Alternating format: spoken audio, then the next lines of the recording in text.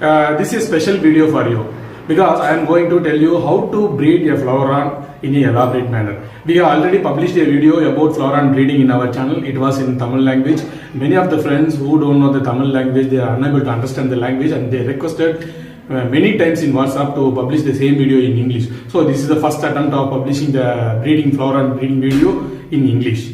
So this is the breeding video what I am going to show you. Before that I would like to say some important point. Among them, first one is that this video is not going to be completed only with this video, because we are going to cover the entire flowerhorn breeding project in different parts. This is the part 1. So keep on following all the parts. I think it comes up to part 8 or part 9. So you have to watch continuously all parts to understand how to breed the flowerhorn in a successful manner. In many places, people say that flowerhorn breeding is a very toughest process, you cannot breed it. You may have heard a lot of negative aspects about flowerhorn breeding. It's not like that. Flowerhorn breeding is a very, very easy process. If you follow these part 8 parts, if you follow clearly and closely, you will be able to breed flowerhorn in a very good, effective and successful manner. That much I can guarantee you.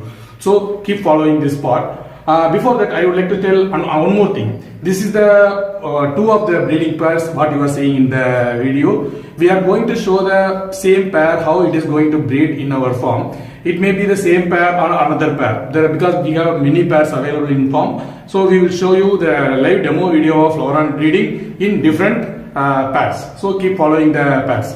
So let us go with the part number 1. Okay. Now, before starting, we have to be very careful about two things. For any fish breeding, what you need first is the water. When you say water, there are a few aspects we have to consider before starting the breeding program. Water, when you say water, the main thing that immediately comes and strikes many mind is the water TDS. Many people think that I have only bore water or corporation water or tap water or RO water, whether I am able to breed in this water.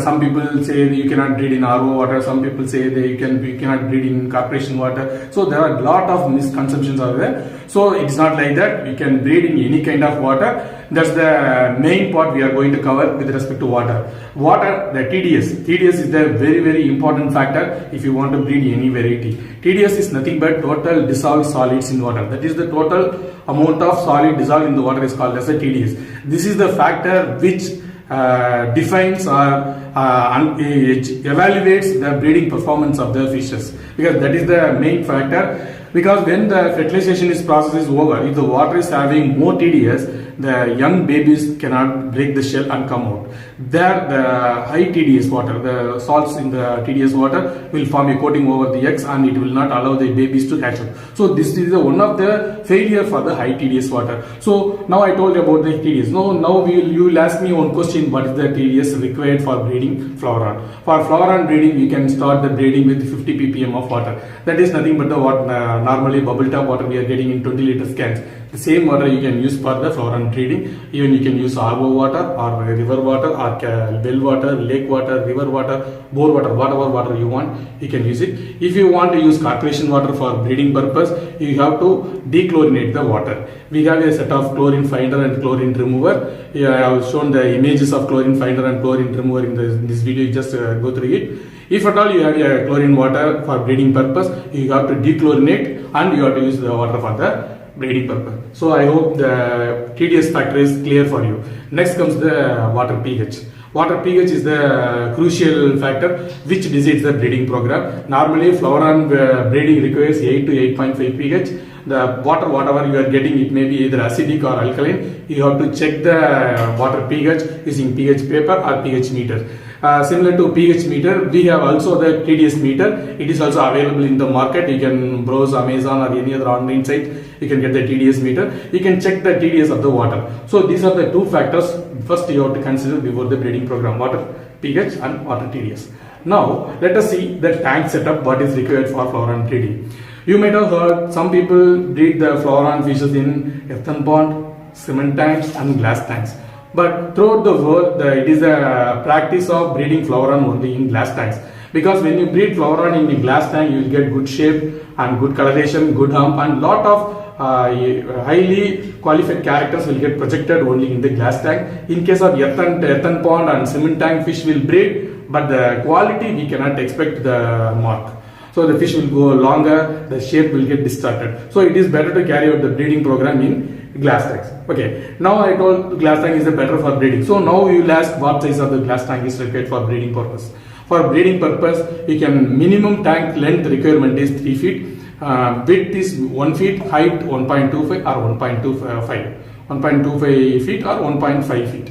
Suppose if you have more space, you can accommodate more number of tanks. You can go for 4 feet length, 1.5 feet width and 1.25 or 1.5 feet height. So either of these tanks you can select for the breeding purpose.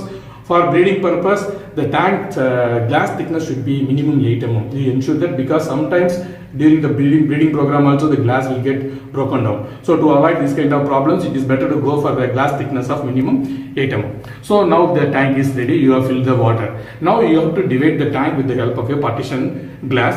Here you can see the partition glass. This partition glass is dividing the single tank into 2 parts.